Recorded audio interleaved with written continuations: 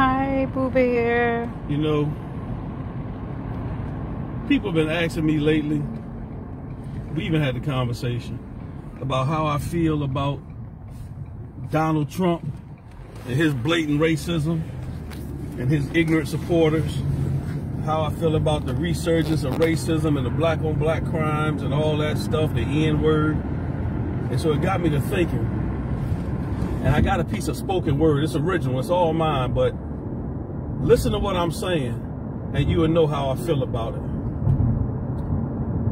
There's sweat on my brow, and there's blood on my back. You can hear my chains rattle whenever the whip cracks. I was sold to the highest bidder and tossed on a ship, removed from my home where I reigned from my throne. Then you stole my wisdom to savagely mistreat her. You made me watch while you'd rape her and beat her. And night after night I would hear her cries as you emptied your foul seed between her righteous thighs. You abused my daughters and murdered my sons, but I could hear the angels humming. My time was coming. I was placed in captivity like a stranger in a strange land, regarded as an animal, something less than a man. You had me fearing the night from the cowards it produces, pointed hoods draped in white with burning crosses and nooses. I was watching strange fruit swinging from the trees, sacrificing their life to protect me. Weight of the world's on my shoulders trying to hold me down. But like the sun, I'll rise again to reclaim my crown. I endured your beatings and never said nothing, because I could hear the angels humming. My time was coming.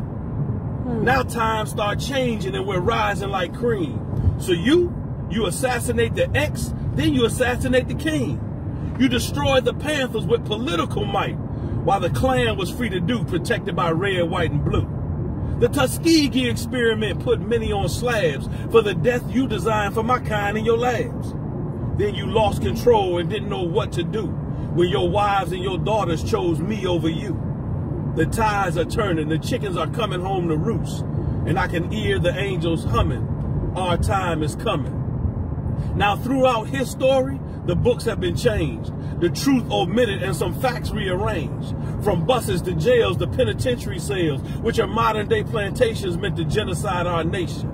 But throughout this darkness, bright stars still shine, whose beauty never fades no matter the times. Like Nefertiti and Isis and David the King, Malcolm, Martin, Clarence 13, Oprah, Obama, Harriet T, Jesus, Muhammad, Noble, Drew Ali, Abraham, Isaac, Jacob, and me. And now I can clearly see that many tried to insult my intelligence by attempting to justify this nonsense. But it only brings light to the fact that many still disregard our black, overcomers of racial discrimination, removed from Mother Africa to a Jamestown plantation, rejected, disrespected, and taught to accept vicious lies, attempting to show me a God with blonde hair and blue eyes.